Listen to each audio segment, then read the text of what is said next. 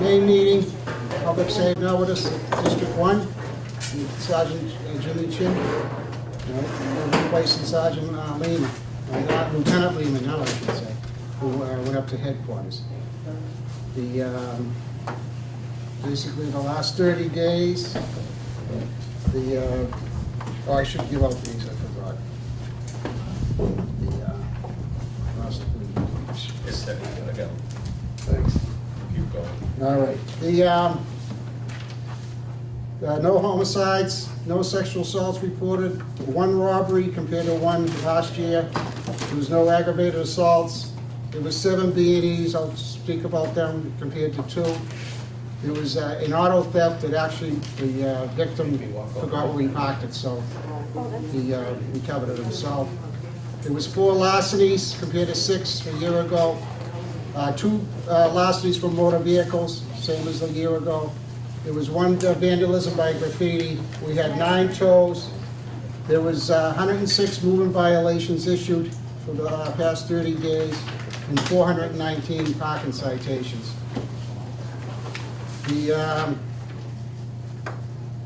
robbery, Lieutenant Wilson probably knows a little more. Actually, it's apparently it was a drug deal, and they actually robbed the victim that was trying to purchase drugs.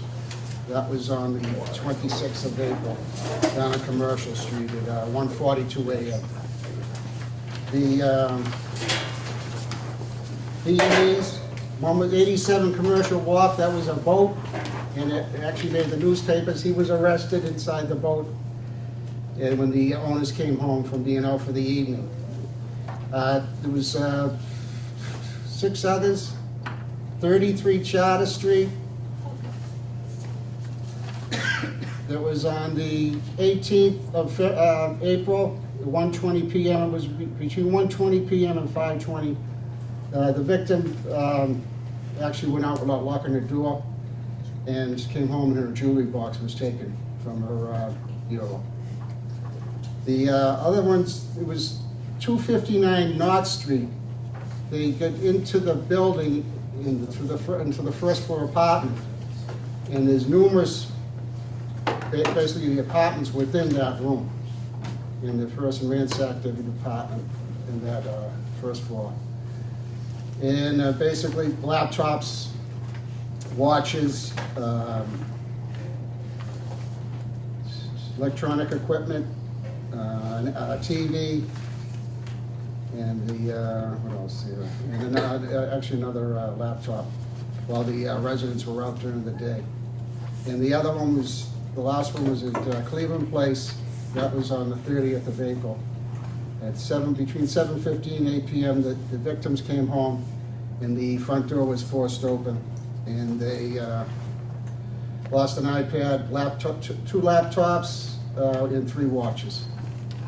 And that was on the 30th. The larcenies, one was 220 Hanover Street on the 17th. That was a package delivered, which we're having a problem with. Post office delivered a package and left it for the victim, and somebody opened up and stole the property, which was leather shoes. The other one was shoplifting at the CVS Hanover Street on the 18th, 1:28 in the afternoon, and the suspect was summoned to court. He stole toothpaste and attempted to steal toothpaste and shampoo. And it was the last day on the 29th of a bicycle on North Street. A student at the industrial school locked it across the street. When he came out, it was gone. And the final one was on the 26th from Endicott Street. The victim, someone took her debit card from her purse and made $1,500 worth of purchases on it. And she has canceled that since then. And the final one was 220 Hanover on the 17th. It was, again, same delivery, and they stole property, that was delivered to the building. Right, the two larcenies for motor vehicles, one was 269 commercial at the parking lot there, and the victim reported on the 23rd that someone shattered the window and he had a bag of electronic tools taken from the car in a backpack. And the second one was on the 21st of April on Charter Street between 8 p.m. and 8 a.m. The victim reports that someone broke the driver's side window while I was parked at the Elliott School parking lot and stole a bag of clothing which was intended for the Goodwill. And again, the stolen car, again, the victim came back in to tell us he parked it on the next street. So that was recovered. And the one vandalism graffiti was at 215 Endicott. It was up in the roof areas. Someone sprayed and painted on the 18th overnight the word Rico on the wall of the building up on the roof. And that was basically it. The arrest, again, there was two. Actually, there was two today. I just saw them downstairs before I came. The beginning of the boat on Commercial Wharf and a disorderly on Charleston Street. The woman parked on the sidewalk after midnight. It was causing a commotion. She wouldn't move the car. The residents called 911. They were down. She became belligerent, and she was placed on arrest for disorderly person. That's basically it. The last 30 days. Any questions? No? I just wanted to mention, Teddy, following up on what you mentioned, the property crimes in the North End, they're very cyclical, meaning this, you can go a month without a break, and we get 5 breaks in like a couple of days. It usually points to one person or 2 people acting together. So we have, all of a sudden, a break on North Street, but it went in as like 4 separate breaks, but it was basically one apartment that people subletted rooms, so because the rooms were locked and they were separate victims, but it's one break in larcenies. We had a lot of packages, as Teddy said, taken out of, so we know who did it. Tried pulling video, the Fisherman's Club, tried to get some video on North Street, had no luck, but we had an idea who it was. We put some extra patrols out, the captain put patrols out, and we were able to spot these 2 guys who were basically doing the same thing up on Beacon Hill, but they were grabbed on Pimenta Street this afternoon about 2 o'clock. This is gonna take this back down to 0, in my opinion. I'm not saying every crime that was committed in the North that was committed by these 2 guys, but I can probably say every package that was stolen in the North that was stolen by these 2 guys. And I feel strongly about the fact that being on North Street could have been these 2 guys as well. So, that's half of the pie. The other half is they're trying to sell stuff, and because of residents who are tired of the element coming into the North End or homegrown element selling hot stuff, because you could be buying your neighbor's stuff tomorrow and somebody else could be buying your stuff the next day. They were thrown out of a couple of places that I visited, and for that reason, they still had some of the stuff on them, which made the pinch stick. If they didn't have anything on them, it would be hard to prove it, it'd be difficult to make the arrest stick. So I gotta kind of say thank you to everybody in this room, who talks to their fellow, their neighbors and the small businesses and everything else, because that's where these kids are going in, try to get rid of the stuff. Because they were thrown out of at least 2 places that I know of, they weren't able to unload the stuff.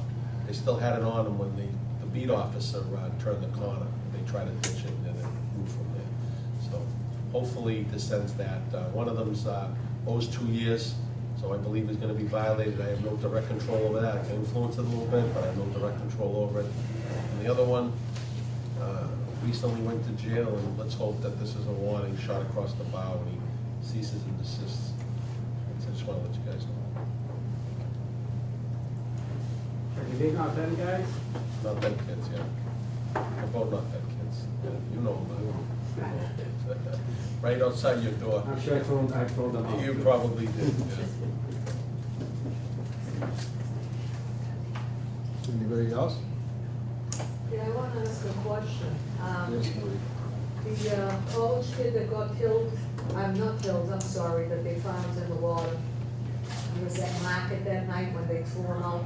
Yes. Was there a Boston police detail on that? No, Well, somebody's writing that on the internet, that there was a Boston police detail. no, they don't have a detail there.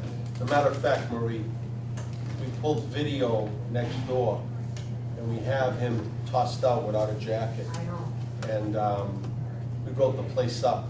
And it wouldn't have made a difference if there was a detail there or not, we'd still write the place up, but there was no detail there because obviously we would have, you know, interviewed him as well. There was no police detail there. I'll tell you what there is, or what there used to be. They had like a reimbursable detail, because there's so many clubs on State Street near Broad Street, and the market's on Broad Street, that they were pitching in at one time and paying guys overtime, but they wouldn't be posted in front of the place, they'd kind of just be outside. But that wasn't the case that night. No, it was like 13 degrees out, and we have this kid on video in 5 different cameras, walking down Broad, onto State, across Atlantic, right to the Long Wharf. We have him on 5 cameras, and none of the frames do we see even other people walking by. It was a cold, cold night. When did they stop doing that detail? When did they stop those? What happened was, the owner of the place, kind of was the guy that took the bull by the horns. He collected from everybody. A couple places stopped paying, they went in arrears, and then he sold it. He's around the corner at the dueling piano place there. So there was nobody kind of to steer the bus anymore, so it kind of fell by the wayside. And it never got, Tommy Lee, previous captain, tried to get it resurrected, just never got off the ground. It's not mandatory to have a detail with a certain amount of people, those clubs serving alcohol. Yeah, you know, I think most places, it's in their best interest to have a detail.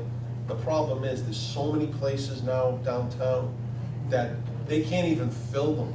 I mean, there are places that order a detail and don't get one.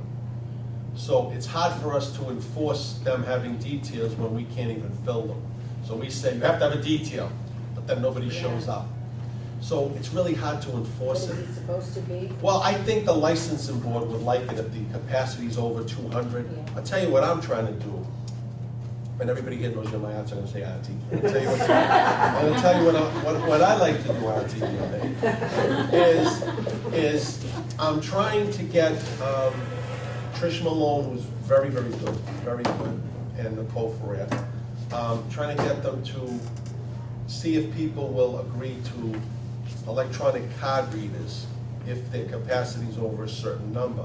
And what that does is, that helps the detectives, probably more than it helps anybody else, but there's an incident, we'll know everybody that was in there, because you show an ID and they scan it and it records it. And we made some really incredible cases based on the fact that some clubs do have them, and they're not that expensive. I'd like to see that, because the reality of it is, you're not gonna have a policeman at every place, it's just not, you know? Is there a policy that the city has for the places that are open past 2 AM, particularly the ones that are asking for details? Or What those- places with those for alcohol? Yeah, or serving food after midnight, after 2 AM? I'm only aware of the Chinatown licenses, Captain. Yeah, I'm not aware, I'm not sure. Is there a place, Pompeii has a 4 o'clock food. they still have a 4 o'clock? I know they had a 4 o'clock, do they still have a 4 o'clock?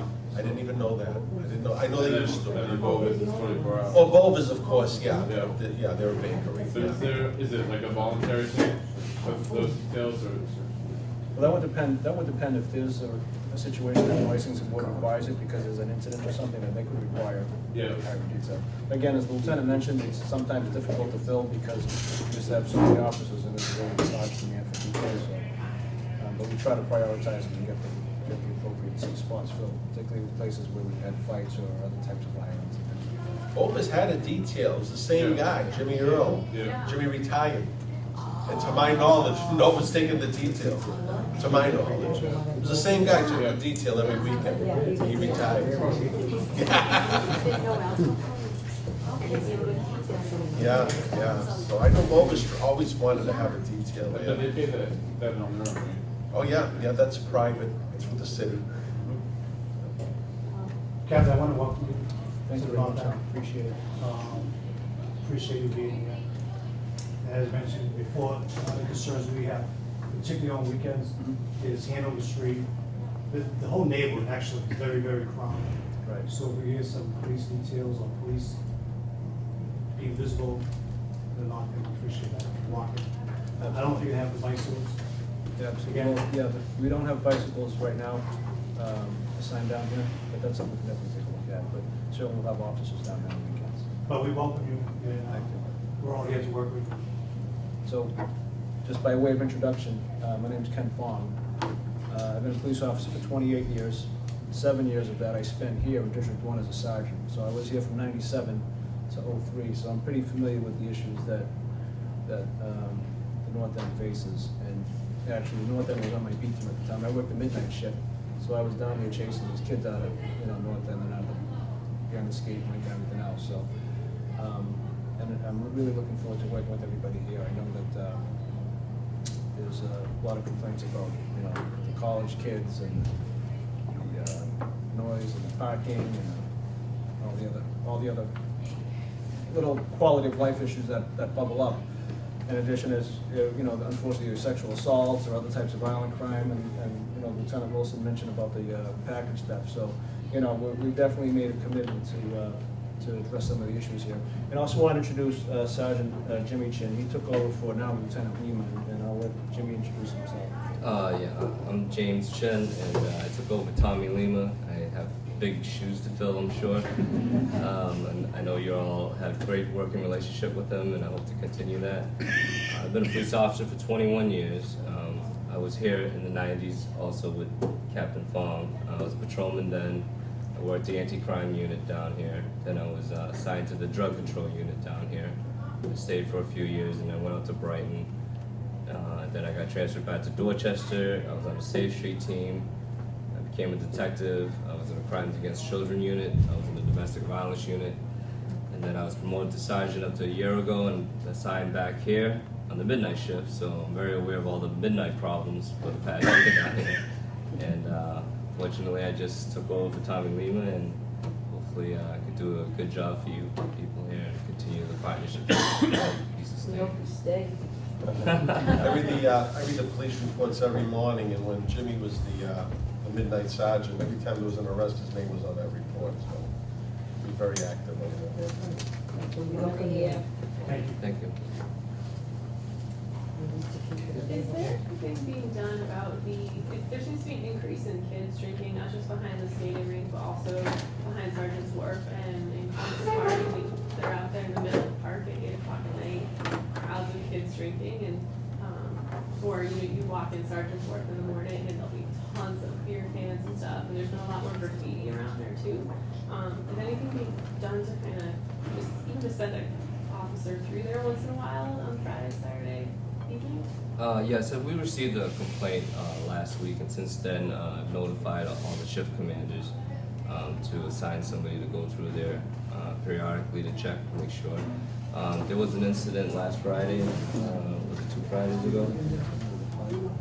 Yeah, it was during school week vacation. I think they had a reunion of some of the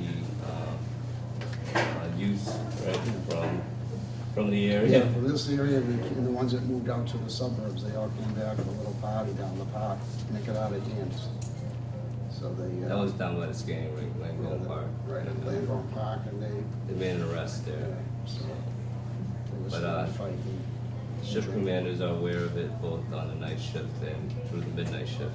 So they're gonna send somebody through there, make sure that we're ahead of the game this summer before it becomes a problem and a huge issue.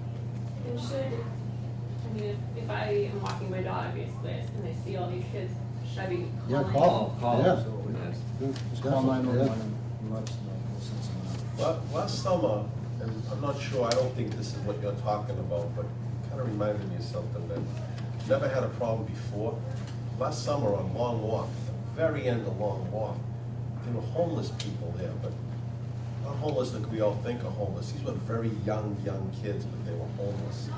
They were like teenagers in their young 20s, and they weren't dressed too shabbily, so you could easily confuse them for just a gang of kids, but they were all homeless kids, and they were down there, and it caused a fair amount of problems down there.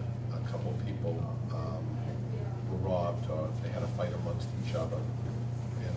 I'm not, it doesn't sound like what you're talking about is that. Usually, I mean, it happens every summer, but usually it's further along into the summer before, they start coming out as much, but Yeah. it seems like ever since there was a concert a couple weeks ago, and there were tons of kids for that, and it seems like every weekend, I know my neighbor's been having trouble as well when they walk their dog, that they don't feel safe walking around because there's just these hordes of kids. Yeah, just call. Come down and clear them out. Hi, good evening. My name is Brother Robert. I'm the administrator of St. Christopher's. And for those of you who don't know what St. Christopher's is, it's our retirement facility for Franciscans. And we used to run Columbus High School, so that has always been the faculty house. My concern is this article that I read in the North Bend Regional newspaper. Where are the cops? And I think it was really taken out of context. Because first of all, it was I that spoke regarding St. Christopher's and not St. Leonard's. And I don't want to confuse St. Leonard's with St. Christopher's, because St. Leonard's Rectory is on Hanover Street, the former convent. The issue here is the noise and the drinking in the parking lot. It happens mainly in the summertime. Like last summer, for example, there have been occasions, 2 o'clock in the morning, cars pull into the parking lot, radios on and drinking. We did call, several times. But the article looks like it's all the time, and it's really not all the time. Well, you made me believe that. And That's why I think you react. I think you react, and I'm concerned about how you may see how we see you. We support the police department 100%. We need you. And by no means the Franciscans ever want to create an atmosphere where against you. We're not. And this article almost looks like we're against you, and we're not. And I think maybe we need to have a better system in place so we're not criticized. Is that why Phil Lindella isn't here, because he's afraid we'd bite a tax? No, I don't feel that at all. I mean, I don't think anybody here feels that at all. But believe me, we've been in neighborhoods where the police aren't always viewed as the good guys, and and that's never been the impression in the North End. I mean, we know the quality of life issues and the central focus in the North End, and that's the good news, because you're not worrying about the serious crimes like some neighborhoods have. This neighborhood's always been a very safe neighborhood because people watch out for each other, and that's why. Well, there is an element in the, I've been here for 4 years. There is an element that sometimes is not too healthy. For example, not too long ago, one of our criers went out to talk to someone about kicking the balls over our fence, damaging our cars. The guy became very confrontative. And my job is to keep our friars safe. Right. So if you have an 85-year-old man going out to talk to someone, Right. and they're gonna feel intimidated, well, they're gonna go back in the house. Right. So we almost feel like we can't say too much because it's a safety issue. And some people are overly aggressive. They don't care really who you are. Right. So in addition to that, it is the late night drinking, people throwing, walking through the park. There's those benches. It's a great place to hang, 2, 3 o'clock in the morning. And we live there, so the guys are trying to sleep. And parking lot is, the playground is really noisy. It is. And it's terrible. And we don't want to call 911 because of someone, being a little loud. I mean, I think you have a lot more other issues in the city that you're plagued with. Brother, there's cars out there that'll come by and clear it up if you call. So don't be afraid. I have to tell you that I have called several times and no one has showed up. I was actually gonna jump in before Teddy said it. here's the problem, this is the reality, really. The dispatcher puts calls in priority, okay?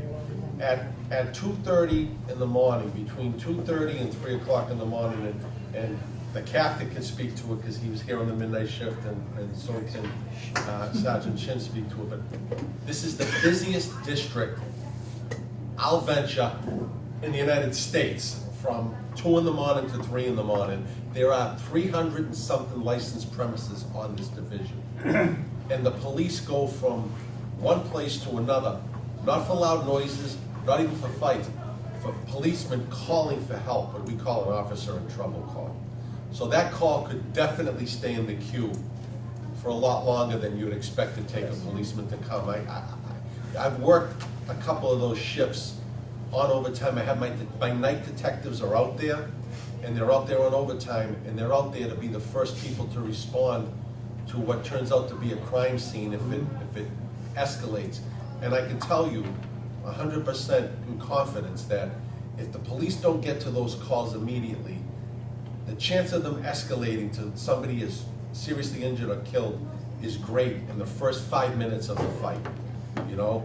And so, unfortunately, what happens is what we call the quality of life calls, noise and things like that, they get a lower priority, you know?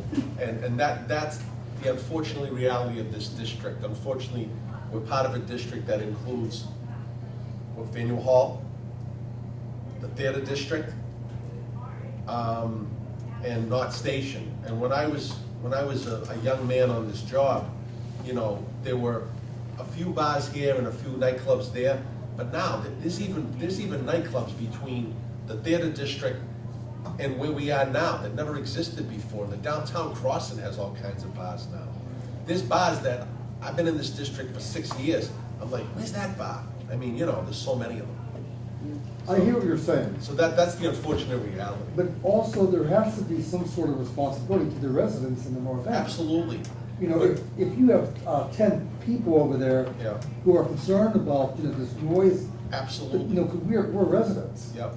And we try to add to the quality of life of our neighborhood. Right. So I think there also has to be a priority for the people who live in this. Well, I would add, you know, please call, and if we have a unit available, we will send the unit, and if you can, call the district station as well and ask to speak with the duty supervisor and let them know what the issue is, because depending on kind of the situation, they might be able to free up a car, and they kind of will play chess with the computer and figure out kind of who they can send where, who they can pull.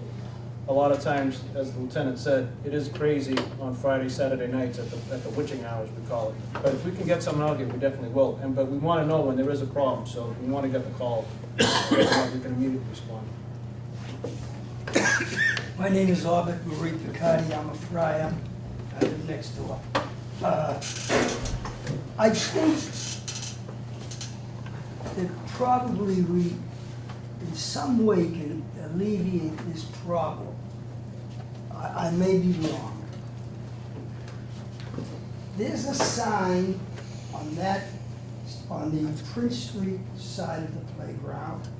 There is a sign on the North Bennett Street side of it. And if I'm not mistaken, unless they've changed it, each sign had a different opening and closing time. Is it possible that we straighten this out once and for all? That there is a closing time? The people that put up the sign admit there's a closing time. Let's get together. What time is it? Is it 9 o'clock? Is it sunset? Or is it 9 o'clock on that side? The sign says 9 o'clock on that side, and it says sunset on this side. Can't we get together? I have lived here going on 9 years, and this problem just keeps coming up and coming up. Can't we do something about it? I mean, everybody in here has got some brains.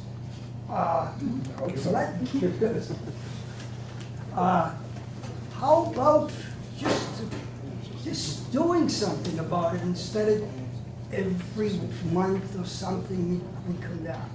And another thing I wanna tell you, the people that take care of this place are all for the kids. I'm that fella that went out and told these guys about, what they were doing, they were playing hardball and throwing the ball across, not lengthwise. And we have, how many cars do we have there? Too many. Huh? 11. 11 cars there.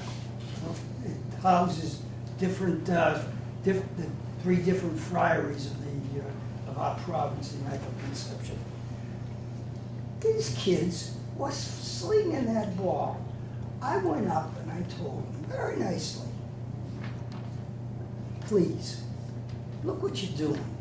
Do you realize what the damage you're gonna cause? Breaking one of these windows or that hard ball. It wasn't a softball, it wasn't a tennis ball, it was a hard ball. You're gonna do a lot of trouble, you're gonna cause a lot of people a great deal of bother and a lot of money. They changed around a little, and I saw somebody there that was in charge of these kids. And later on, he told me he was in charge of the baseball team. And I said, geez, maybe this is the opportunity. I've gone right to the top. You know, the only further that I could go is the Pope. But I said, I explained the situation to me. You know, I got a ridiculous answer. Well, the boys gotta play. I says, they gotta play. Have you thought about throwing the ball lengthwise? Or is that too inconvenient for you? And after a while, you know, this guy's defending these kids that are playing softball. I know if I had if I were married and had children, and they came to this playground, I would be concerned about things like that. And many other little things we don't want to get lost in detail. So I'm placing this at the head there. Come on, let's do something about it. Do you know what it is to have a bunch of rowdies? You can't do anything about it. And they just stay there and they look at you. Well, sir, in Go that back in situation, and what I would nothing suggest happens. is to call 911 when that happens, because if an officer's going by and there's kids, 3 in the morning, if there's kids playing there, they may not say anything to them because an officer's peace can't be breached. But if someone calls, and again, if we have someone available, we'll send them right up, we'll get them out of there. Captain, can you initiate some type of a plan? Close this place at a certain time. They're out there. Yeah, I'd have to take a look at kind of the layout of the. Yeah, the all right, fencing I'm and not work, and that saying would do work it with the tomorrow parks department, morning but at yeah. 6 o'clock. Would you? Would Sure. you Yeah, we'll do definitely that take a for look. us? Okay, thank you. I don't want us to have the impression of we're anti-kid, we're not. No, But absolutely not. we're anti-bad behavior. Sure. If you look at our screens, the next step is a ball through the window. No, I get Our it. guys I sit get there it. and read the paper. So we're not, we need, the park issue has to be addressed. If this is a park and the signs say close at dusk, then it should be enforced. This should alleviate the problems during the evening and throughout the night. But you can't have a sign if you're not going to enforce it. So I think that's an issue for everybody who's part of the park. Is it possible that a car could just drive around, come up Prince Street, Hanover, go down North Bennett? If you do that, I know you're busy between 2:30 and 4, but if the car goes around a couple of times, then the kids are gonna disperse. You're gonna see people, you're gonna stop, you're gonna ask them to leave. And if you come around again a little while later and the kids are there, I've asked you to leave, would you please leave? The next thing, I think maybe then they would say, well, this is a place we don't want to be because the police are gonna keep coming around and they're gonna bother us. I mean, maybe that's a solution. Sure. you know, just having the visibility. Okay. Well, like, you know, like they used to do, cadets used to do, traffic. Do they ever, is that an idea, like they could respond to things like that? We don't have any more police cadets. Cadets are gone. Yeah. Good idea. Years ago, phased them out. You mentioned in the report that there was some graffiti. I've seen a lot more recently on the sides of buildings, especially like the ones at different heights. And recently somebody was on my fire escape at 2:30 in the morning. What can people do about, securing their roof decks or their fire escapes? I know obviously there's fire concerns, so they have to be, open, but what can people do about that? And I think that probably has to do with graffiti. So it's supposed to be on your fire exit. Well, yeah, but like, I mean, is there, can they be locked? Like, is there anything we can do about, like, to secure them, so like people aren't jumping from building to building? If it's a means of egress, Yeah. the fire department won't allow it. Yeah. But if you have some additional lighting there, that might help, because if it's lit up bright, then the kids won't want to be there. And if there's any graffiti there, you can call the city graffiti busters and we'll help clean the graffiti off, get it cleaned up, and that'll help kind of reduce the amount of graffiti that's What's your address? 164 Prince Street. Someone was on the fire escape at 2:30 in the morning? Yep. Did you What- call? what- Yeah, no, I think they were, I think they Then were they fall, they recently don't arrested. consider. Tried to get into the protocol, Well, whatever. It's common, I'm pretty sure. Okay. Yes, yeah. Anything else? Thank you. All right. I want to say something. I don't know if you guys are aware of this, but Mrs. Janari from Prince Street had a sign on her roof door since 1959, no admittance. And they went up on the roof, and a girl fell off who didn't even live in the building. She tried to sue for $4 million and got $750,000. She survived the fall. Now, Captain Lee and I had this, we both had this conversation. He said everybody should have an alarm on their roof door. Now, nobody in my building would even think of going up on the roof. But if the person next door, these buildings adjoin the building, if somebody goes from their roof to my roof, and I don't know about it because no alarm is gonna go off, and they fall off of my building, I'm gonna get sued when they belong to another building? Is this correct? Do we have this straight here? That's You what's throw gonna them off, happen? Marie? Pardon me? You throw them off? Oh, I would throw them off. Well, that's what I'm afraid of. That would be- No problem. Problem solved. I would throw them off.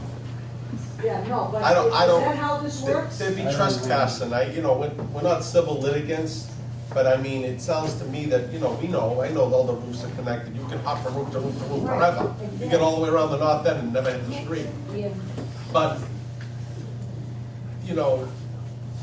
they're trespassing, just like that they walked into your building. If they're on your roof, they're trespassing. So I don't know this other story that you said, but clearly it's a civil thing, it would be a civil thing, I really can't So answer you that. can't answer the question. I wouldn't know, it doesn't make sense to me that it No, it would. doesn't make sense to But- me either. If they're trespassing and fall off my roof. I would think why, that- they're gonna sue me. I would think they'd be unlawfully there to begin with, that would be my guess. Okay. All right. Thank you. Thank you. See you, June.